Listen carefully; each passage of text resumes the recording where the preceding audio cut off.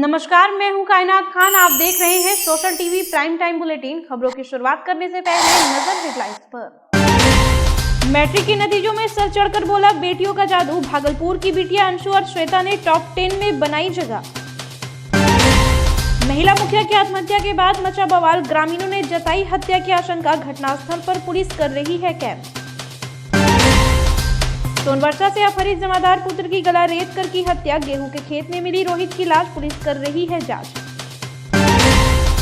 भागलपुर की चुनावी सभा में नीतीश पर गरजे तेजस्वी। बोले आम जनता के साथ मुख्यमंत्री भी नहीं है सुरक्षित। अब खबरें विस्तार से।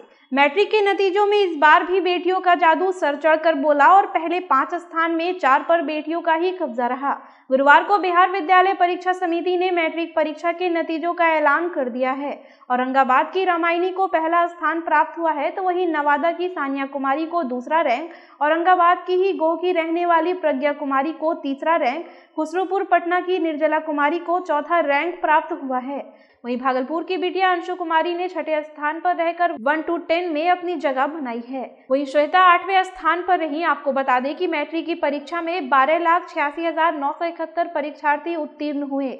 कुल उत्तीर्ण छात्रों की संख्या 6,78,110 है, तो वहीं उत्तीर्ण छात्रों की संख्या 6,08,861 है। शिक्षा मंत्री विजय कुमार चौधरी ने कहा कि यह बदलते बिहार और बदलती शिक्षा प्रणाली की निशानी है। अब स्थिति ऐसी है कि अब बच्चे दूसरे बोर्ड से बिहार बोर्ड के माध्यम से इम्तिहान दे रहे हैं। हम अपनी सफलता का श्रेय अपने परिवार और अपने टीचर्स और अपने हार्ड वर्किंग और सेल्फ स्टडी को देना चाहते हैं। पढ़ लिख करके हम मेडिकल के क्षेत्र में जाना चाहते हैं, जिसमें कि डॉक्टरी करना चाहते हैं। अगर मेरी आर्थिक परिस्थिति ठीक रही तो हम इसे पूरा कंप्लीट करेंगे। अगर नहीं हो पाई तो हम किसी भी कंपटीशन को कंप्लीट करना चाहते हैं और उसे पूरा करना चाहते हैं। सुल्तानगंज प्रखंड के कुमेठा पंचायत की मुखिया अनीता देवी की रहस्यमयी स्थिति में मौत के बाद इलाके में तनाव का माहौल बना हुआ है।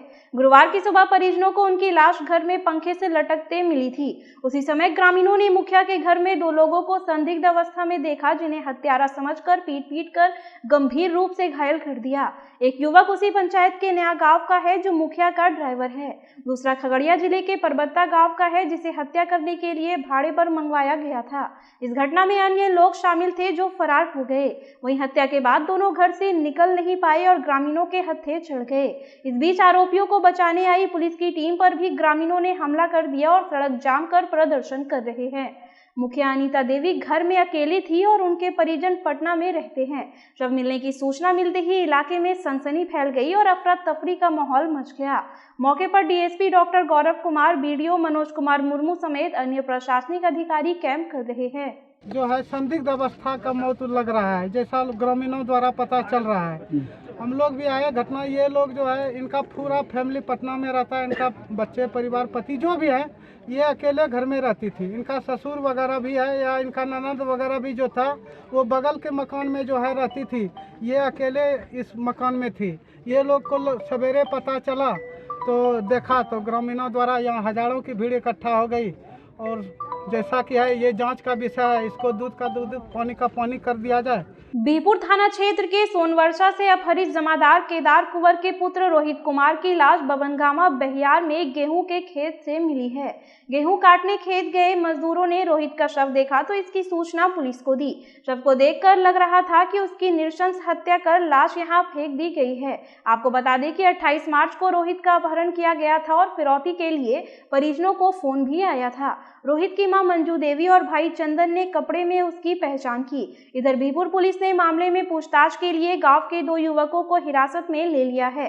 पुलिस ने शव को पोस्टमार्टम के लिए भेज दिया है और रोहित की मां के बयान पर हत्या का मामला दर्ज कर लिया गया है। गरज कह के आ गेले कि हम आबै छु माय भोज से भोज परसी का खवा देबे, खा लेबे, तोर खाना में नहीं आइबो। फिर तो हमें फोन कर लिए, तो एकदम फोन उठेलकै हमरा। ओकरो बाद 9 बजे से हमरा फोने। हाँ, 22 मैसेज आया था, वो भैया के नंबर से ही। उसमें 45 लाख का मांग किया और फिर बोला कि 45 लाख देगा तब छोड़ देंगे। एमएलसी चुनाव को लेकर भागलपुर बांका में प्रचार अभियान अपने चरम पर है। गुरुवार को महागठबंधन के उम्मीदवार संजय कुमार के समर्थन में राजद के तेजस्वी प्रसाद यादव ने भागलपुर के जिला स्कूल में चुनावी सभा को संबोधित किया।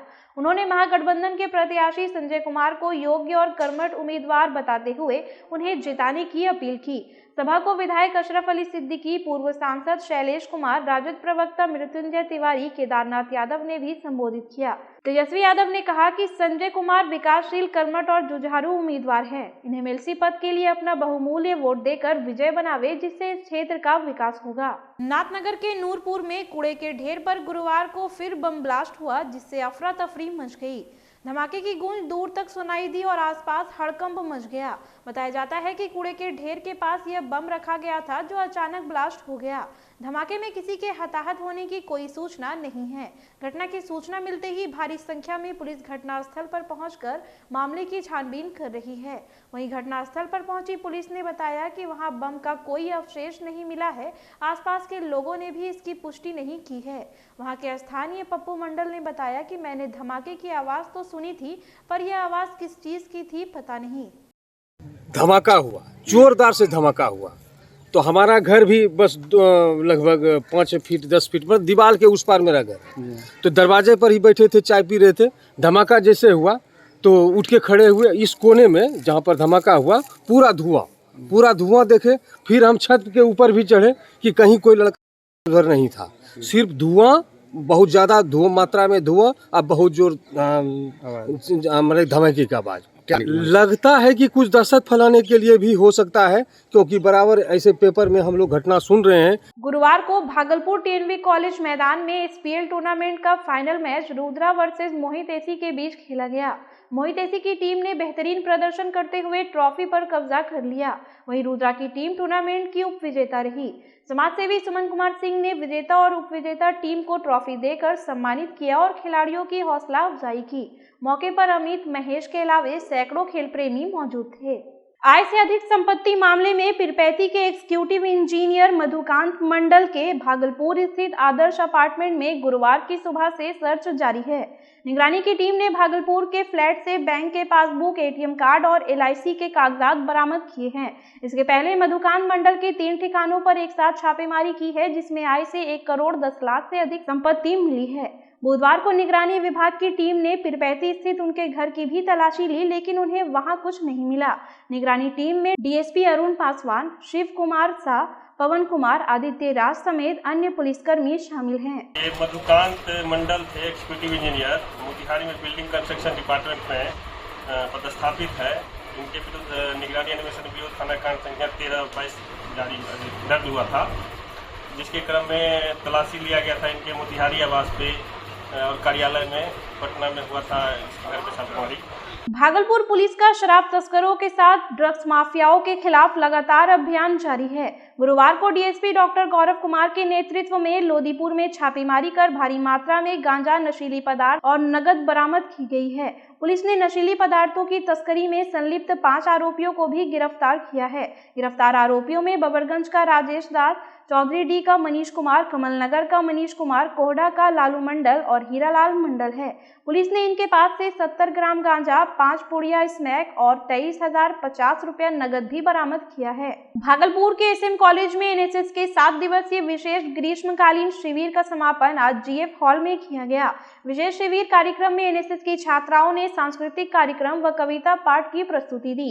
अतिथियों ने एनएसएस की महत्ता बताते हुए सामाजिक गतिविधियों से जुड़ने के लिए एनएसएस से जुड़ने की अपील की। समर स्पेशल कैंप में 50 छात्राएं भाग ले रही हैं और शिविर के दौरान प्रतिदिन अलग अलग कार्यक्रम आयोजित किए जा रहे हैं।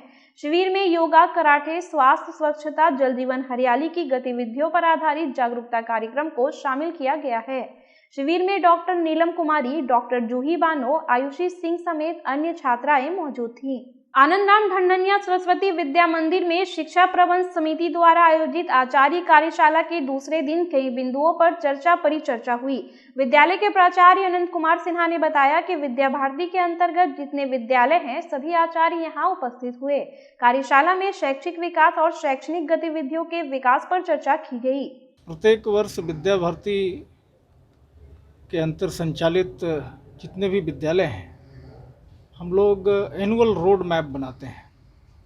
कि पूरे वर्ष भर में किए गए कार्यों की समीक्षा करते हैं और आगामी वर्ष में करने वाले कार्यों की, क्रियान्वित होने वाली कार्यों पर विचार करते हैं कि कहाँ क्या चूक रह गई, कहाँ किसको और व्यवस्थित किया जा सकता है जिसका प्रत्यक्ष लाभ विद्यालय को मिले, भैया बहनों को मिले, अभिभावक को मिले, समाज को मिले और हमारा विद्यालय राष्ट्र निर्माण की भूमिका में आगे बढ़े। भागलपुर ग्रुप एनसीसी के सभी बटालियनों का सी सर्टिफिकेट के लिए टीएनवी कॉलेज में परीक्षा शांतिपूर्ण संपन्न हुई।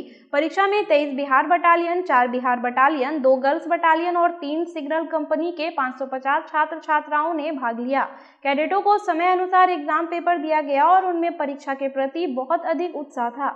आपको बता दें कि सी प्रमाण पत्र परीक्षा एनसीसी की महत्वपूर्ण परीक्षा होती है और इस परीक्षा में सफल कैडेटों को फौज में जाने में बहुत सहायता मिलती है।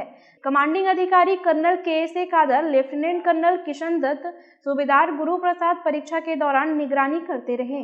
चुनाव आचार संहिता का उल्लंघन करने के एक अन्य मामले में पूर्व मंत्री शकुनी चौधरी ने गुरुवार को एमपी एमएलए की कोर्ट में आत्मसमर्पण कर दिया। प्रबल दत्ता की अदालत में पेशी के बाद इन्हें जमानत भी दे दी गई। शकुनी चौधरी के वकील जयकरण गुप्ता ने बताया कि यह मामला पटना न्यायालय में चल रहा था, जहां इसे भागलपुर शिफ्ट कर दिया गया है। कोरोना को लेकर कोर्ट में हाजिर नहीं होने पर जमानत रद्द हो गई। वहीं पूर्व मंत्री शकुनी चौधरी ने कहा कि मामला कुछ भी नहीं है, राजनीतिक प्रतिद्वंद्विता के कारण मुझे इस मामले में फंसाया गया है। देखिए, मैटर है कि जब हमको खुद पता नहीं कि कहाँ ऑफिस है, नहीं है, किसने पोस्टर लगाया, तो वो मेरा जानकारी है। हम एमपी का चुनाव लड़ रहे हैं, मना है सब काम हम ही करेंगे।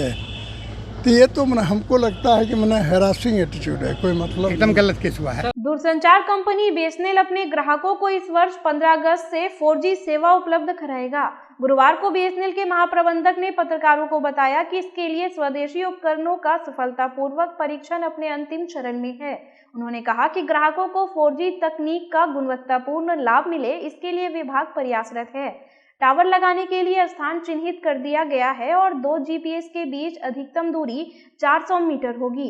कोई व्यक्ति अपने मकान पर इसे लगवाना चाहता है तो वे बीएसएनएल कंपनी को लिखित आवेदन देकर यह सुविधा प्राप्त कर सकते हैं। हम लोग का जो प्रूफ ऑफ कॉन्सेप्ट है वो टाटा ने उसको लगभग पूरा कर लिया है और ये उम्मीद की जा रही है कि प्रधानमंत्री जी 15 अगस्त 2022 को बीएसएनएल के स्वदेशी इक्विपमेंट को लॉन्च करेंगे 4G की सेवाएं ऑल इंडिया लेवल पर। राइडर बन सकते हैं, उसमें एक उनको आधार का ज़रूरत होगा, आधार और जल्दी पैन नंबर, और वो हमारे साथ अनुबंध कर सकते हैं और बड़ी कम लागत में ये बिजनेस वो स्टार्ट कर सकते हैं फाइबर कनेक्शंस देने का। फिलहाल खबरों में इतना ही। अब मुझे दीजिए इजाजत। नमस्कार।